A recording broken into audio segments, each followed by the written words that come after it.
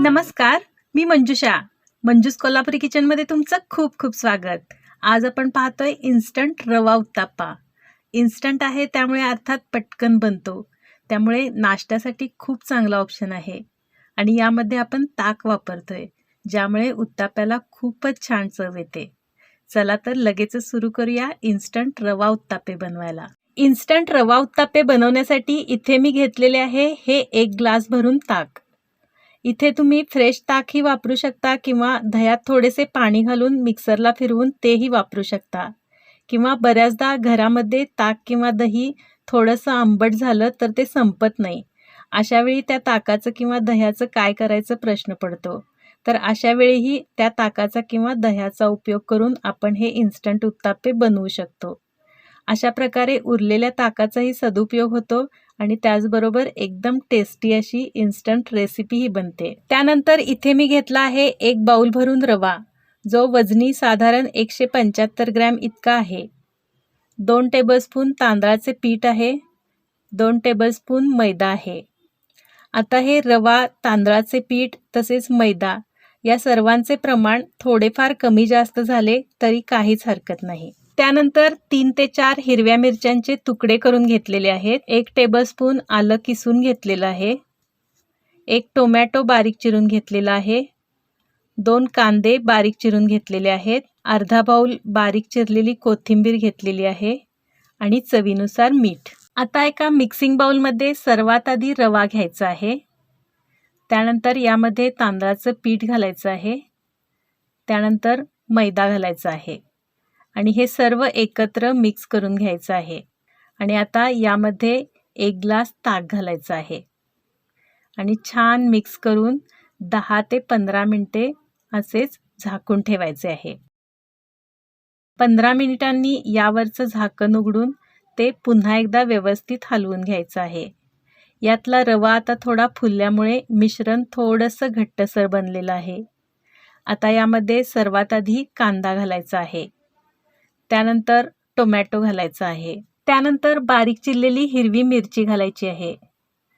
त्यानंतर किसलेलं आलं आणि बारीक चिरलेली कोथिंबीर घालायची आहे आणि सर्व छान मिक्स करून घ्यायचं आहे. यातले हे लाल, हिरवा, पांढरा हे सर्व रंग किती सुंदर दिसत आहेत पहा. आता यामध्ये लागेल तसं पाणी घालायचं आहे आणि साधारण उत्तापा तव्यावर पसरता येईल इतपत याची कन्सिस्टन्सी ठेवायची आहे. तुम्ही पाहू शकता अशा प्रकारचे बॅटर आपल्याला बनवायचे आहे. आणि आता यामध्ये चवीनुसार मीठ घालून छान मिक्स करून घ्यायचं आहे. आता आपले उत्ताप्यासाठीचे बॅटर तयार झालेले आहे. आता लगेचच आपण उत्तापे बनवायला घेऊया. त्यासाठी एका नॉनस्टिक तव्याला तेल लावून घेऊया. हे उत्तापे लोखंडी तव्यात किंवा बिडाच्या तव्यातही छान बनतात. आता हे बॅटर पळीने तव्यावर व्यवस्थित पसरवून छान गोल असा आकार देऊन उत्तापा बनवून घ्यायचा आहे. यामध्ये कांदा, टोमॅटो, मिरचीचे तुकडे असल्यामुळे हा थोडासा जाडसर बनतो. आता याला साईडने थोडेसे तेल घालून हा 1 मिनिट झाकून ठेवायचा आहे. गॅस मिडियमच ठेवायचा आहे, नाहीतर उत्तापा लगेचच करपू शकतो. झाकल्यामुळे हा वरच्या बाजूनेही लवकर वाफवला किंवा शिजला जातो. 1 मिनिटांनी झाकण उघडून खालून व्यवस्थित भाजला गेला आहे का ते चेक करून घ्यायचे आहे आणि यावर थोडेसे तेल घालून मग हा उत्तापा पलटून घ्यायचा आहे आणि दुसऱ्या बाजूनेही छान भाजून घ्यायचा आहे. परतल्यानंतर हा थोडासा असा प्रेस करून घ्यायचा आहे, म्हणजे कांदा, टोमॅटो तसेच मिरचीचे तुकडे तव्यावर व्यवस्थित सेट होतात आणि व्यवस्थित भाजले जातात. आता खालच्या बाजूनेही उत्तापा छान भाजला गेला आहे. आता आपण हा एका प्लेटमध्ये काढून घेऊया आणि आणखी एक उत्तापा बनवून घेऊया. त्यासाठी पुन्हा तव्यावर थोडेसे तेल घालून घेऊन त्यावर हे बॅटर पळीने छान व्यवस्थित पसरवून घेऊन छान गोल उत्तापा बनवून घेऊया. 1 मिनिट झाकून ठेवूया आणि त्यानंतर उघडून यावर तेल घालून उत्तापा पलटवून घेऊया आणि दुसऱ्या बाजूनेही थोडेसे प्रेस करून छान भाजून घेऊया. अशा प्रकारे आपला दुसरा उत्तापाही छान तयार झालेला आहे. अगदी सोप्या पद्धतीने खूपच कमी वेळेत छान मऊसूद बनणारे हे उत्तापे कांदा, मिरची, टोमॅटो, कोथिंबिरीमुळे तर खूपच टेस्टी लागतात.